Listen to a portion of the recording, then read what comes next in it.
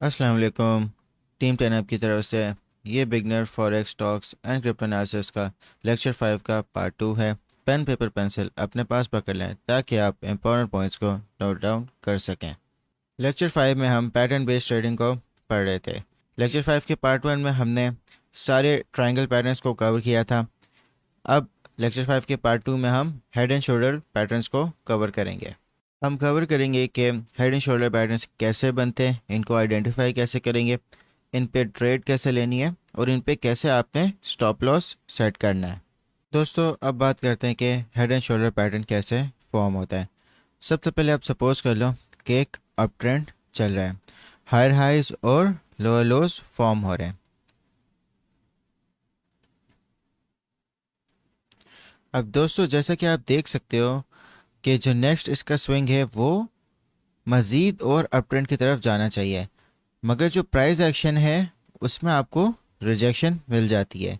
ये इसलिए होता है क्योंकि ये एक मेजर रेजिस्टेंस लेवल है, जिसकी वजह से जो बाइंग प्रेशर था उसमें कमी हो गई और जो सेलिंग प्रेशर है वो काफ़ी बढ़ गया। जैसा कि आप देख सकते हैं कि ये इसका हेड हो गया और ये लेफ़्ट शोल्डर हो गया और ये इसका राइट शोल्डर हो गया।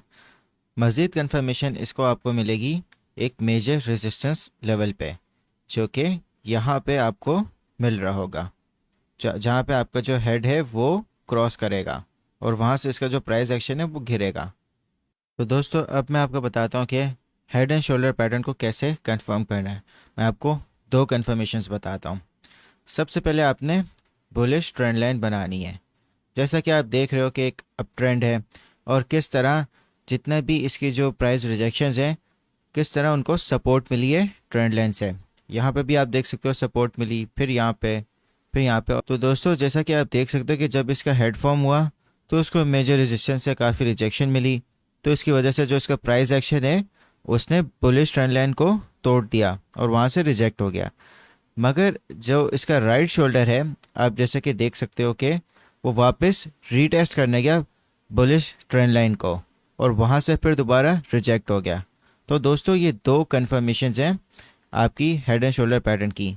आपने बुलिश ट्रेंड लाइन बनानी है और आपने हेड पे उसकी रिजेक्शन देखनी है, फिर उसके बाद दोबारा जो इसका राइट शोल्डर है उसका एक रीटेस्ट आपको बुलिश ट्रेंड लाइन पे मिलेगा और फिर वहीं से उसकी रिजेक्शन होगी। दोस्तों एक और कन्फर्मेशन है जो सबसे इम्पोर्टेंट है।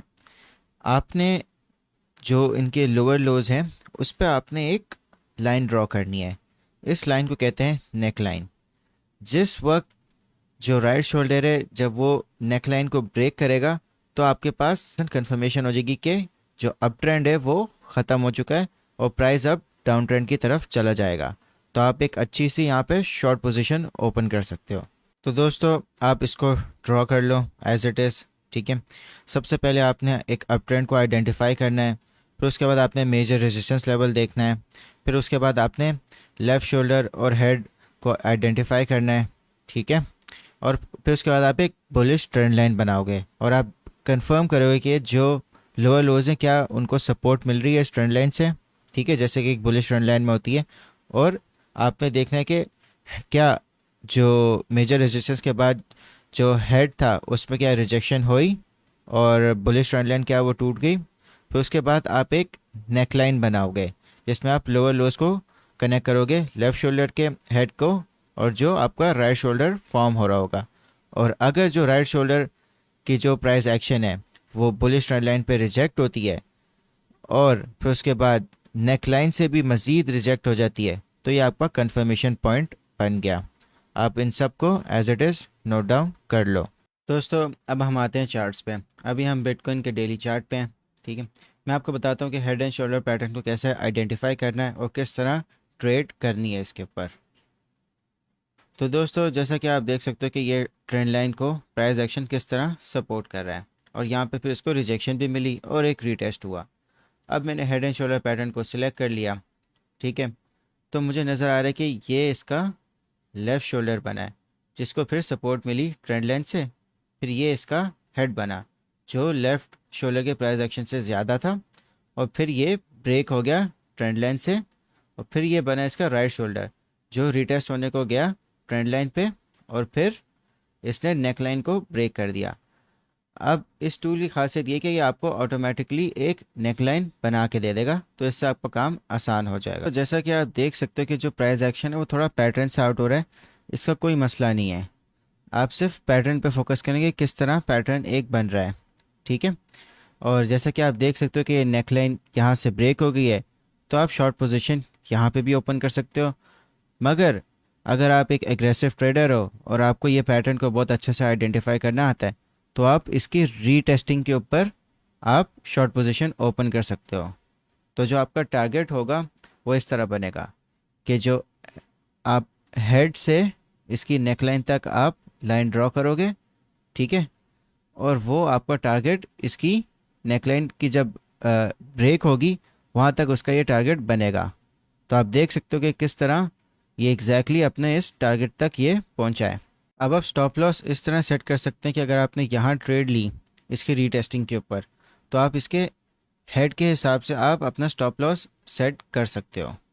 तो दोस्तों अगर हम इसका risk to reward ratio calculate करें, तो आप इसकी रीटेस्टिंग पे आपने शॉर्ट ओपन की और आपने आप इसके हेड पे आपने स्टॉप लॉस रखा, और जो इसका टारगेट है उसके हिसाब से आपने यहाँ पे क्लोज कर दिया अपनी पोजीशन।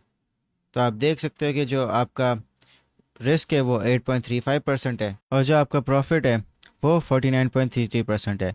तो ये एक बहुत अच्छा रिस्क टू रिवॉर्ड रेशियो वाला ट्रेड है। तो ये पैटर्न बहुत इंपॉर्टेंट है, तो आप इसको जितना अच्छा आप आइडेंटिफाई कर सकते हैं और इसकी कन्फर्मेशंस को, वो उतना ही अच्छा आपकी ट्रेड बन सकती है। दोस्तों अब बात करते हैं टाइम फ्रेम पे। आप time frame day chart select कर सकते हैं या 4 आवर, क्योंकि इसमें प्राइस एक्शन को काफ़ी टाइम मिल जाता है फॉर्म होने में।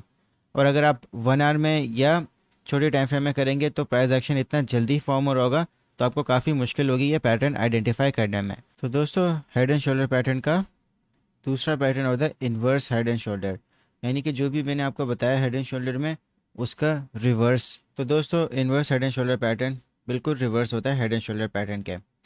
आपकी इसमें बेरिश ट्रेंड लाइन बनती है, और इसमें जो आपका हेड एंड शोल्डर पैटर्न होता है उसमें आप देखो कि जो लेफ़्ट शोल्डर है उसको फिर बेरिश ट्रेंड लाइन से रेजिस्टेंस मिली, फिर इसके बाद इसका हेड बना, फिर उसने ब्रेक कर दिया बेरिश ट्रेंड लाइन को, फिर जो उसका राइट शोल्डर था वो रीटेस्ट के ले गया बेरिश ट्रेंड लाइन पे, फिर वहाँ से रिजेक्ट होके ये फिर अपवर्ड इसने मूव ले लिया। यानी कि जो इन्वर्स हेड एंड शोल्डर है वो एक डाउन ट्रेंड में बनता है और वो रिवर्स हो जाता है अप ट्रेंड में। और आप इसका अगर टारगेट देखो जो इसका हेड का बन रहा था वो एग्जैक्टली इसका ऑलमोस्ट ब्रेकआउट पे रीच हो गया। तो दोस्तों मैंने आपको बता दिया हेड एंड शोल्डर पैटर्न और inverse head and shoulder pattern क्या होते हैं, कैसे बनते हैं और किस तरह उन पर ट्रेड करनी है। तो मैं आपको टास्क दे रहा हूँ, आपने हेड एंड शोल्डर पैटर्न का पूरा स्ट्रक्चर बनाना है, जैसे कि मैंने आपको बताया था कि उसको नोट डाउन करना है।